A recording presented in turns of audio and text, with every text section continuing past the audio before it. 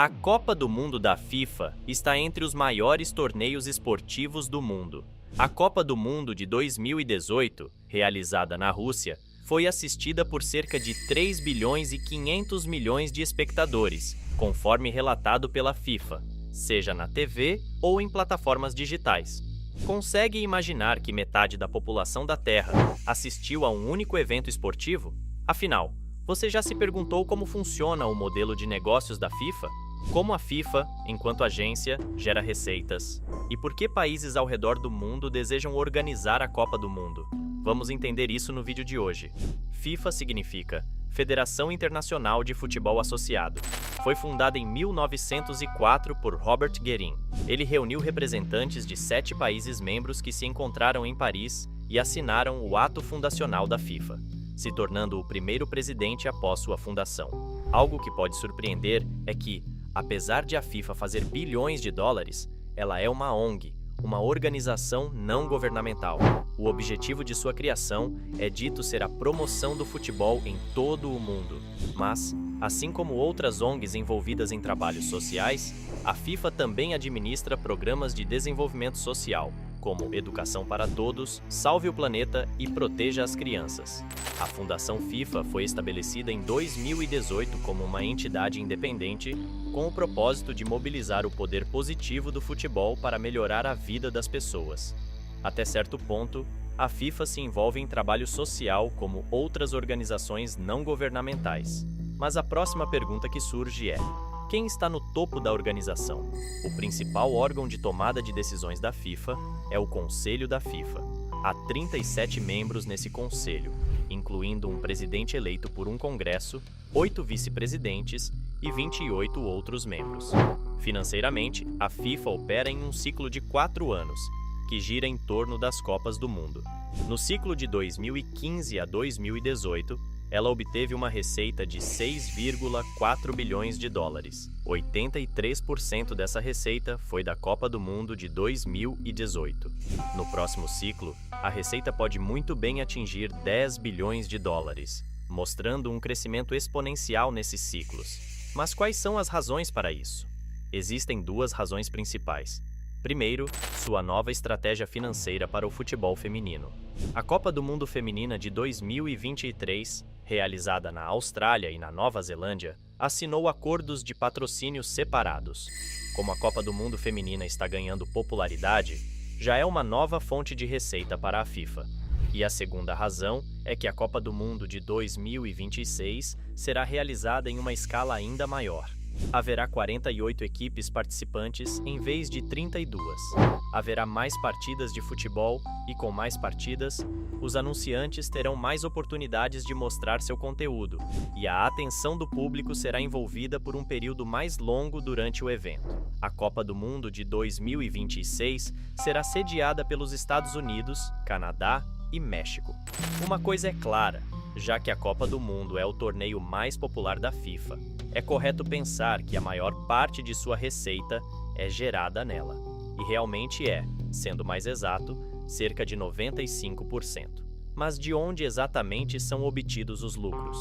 Bom, a primeira e maior fonte de receita são os direitos de transmissão. Dos 6 bilhões de dólares gerados no ciclo anterior, 3,1 bilhões de dólares vieram exclusivamente dos direitos de TV. A Copa do Mundo é transmitida em mais de 140 países, e cada país tem seus próprios canais de TV, nos quais você pode assistir a essas partidas de futebol. Esses canais de TV pagam à FIFA para comprar os direitos de transmitir as partidas em seus canais. A segunda fonte são os direitos de marketing. No ciclo anterior da Copa do Mundo, a FIFA arrecadou cerca de 1,5 bilhão de dólares com isso. Várias empresas e marcas pagam à FIFA para veicular seus anúncios durante as partidas. No topo estão as empresas parceiras da FIFA, como Adidas, Coca-Cola, Hyundai Kia, Qatar Airways e Visa. E depois vêm os patrocinadores específicos da Copa do Mundo, que pagam para veicular seus anúncios apenas durante a Copa do Mundo. Isso inclui McDonald's, Vivo e Budweiser. E depois vêm os apoiadores regionais, como Boss, Fine Wipes e Adea, o cronometrista oficial da FIFA, Hublot, Essas empresas pagaram à FIFA para veicular seus anúncios, totalizando cerca de 26% da receita. Se somarmos as duas fontes, direitos de transmissão e direitos de marketing, cerca de 75% da receita total vem delas. Então chegamos à terceira receita, os direitos de ingressos. No ciclo anterior, a FIFA arrecadou 564 milhões de dólares com a venda de ingressos. Em 2026, espera-se que mais ingressos sejam vendidos, o que representa um aumento na receita. Outros 148 milhões de dólares foram gerados a partir dos direitos de hospitalidade e acomodação durante a Copa do Mundo de 2018. Cerca de 11% da receita total veio dessa categoria. A quarta fonte são os direitos de licenciamento da marca da FIFA. Por exemplo, em um videogame ou jogo de futebol, para colocar o logotipo da FIFA, os direitos têm que ser comprados da FIFA. Sendo assim, esta é outra fonte de receita. No ciclo anterior, 600 milhões de dólares vieram disso. Um exemplo concreto disso é a FIFA eWorld Cup Grand Final 18, um evento com mais de 20 milhões de participantes. A quinta e última fonte é a acumulação das outras fontes menores, tais como a Copa do Mundo de Clubes da FIFA, penalidades e recursos durante o jogo, programa de qualidade FIFA, aluguel de imóveis, Museu Mundial de Futebol da FIFA, venda de direitos de filme e vídeo. Essas são fontes menores em comparação com o montante total, totalizando um agregado de 322 milhões de dólares. Dentre essas fontes menores, a maior foi a Copa do Mundo de Clubes da FIFA, que rendeu 123 milhões de dólares. Vamos discutir agora as despesas. Em que exatamente a FIFA gasta? Isso pode parecer chocante, mas, na verdade, a FIFA dificilmente precisa gastar dinheiro. Eles têm despesas praticamente nulas. O custo de organizar as partidas é suportado pelo país anfitrião. O governo do país que sediará a Copa do Mundo é quem paga para organizar as partidas. Simplesmente, o custo do prêmio em dinheiro concedido à equipe vencedora da Copa é o único componente significativo do custo suportado pela FIFA.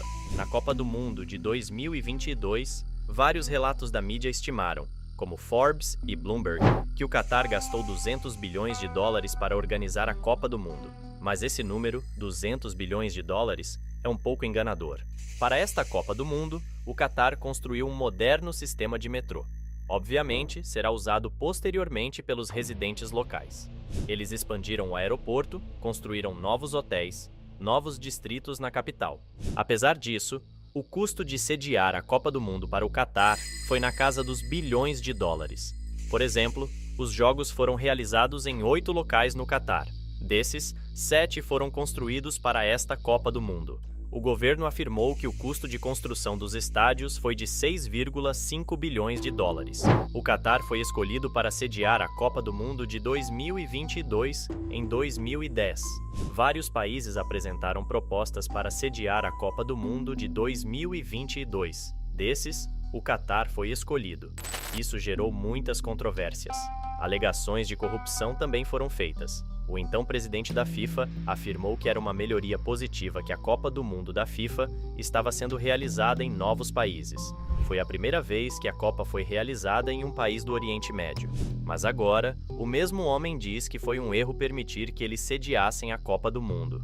Por quê? Existem várias razões para isso. O Catar enfrentou várias controvérsias relacionadas à exploração de trabalhadores migrantes, com relatos de condições semelhantes à escravidão.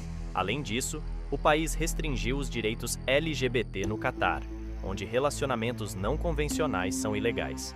Uma polêmica adicional surgiu em relação à proibição de vendas de álcool nos estádios durante a Copa do Mundo de 2022, apesar de um contrato milionário já firmado entre a FIFA e a Budweiser. A maior questão controversa foi a aquisição dos direitos de sediar o evento, com mais da metade dos membros do Comitê Executivo da FIFA desde 2010 sendo implicados ou investigados por corrupção e más práticas. Isso pode fazer você se perguntar, por que qualquer país gostaria de sediar a Copa do Mundo quando se tem que arcar com tantas despesas?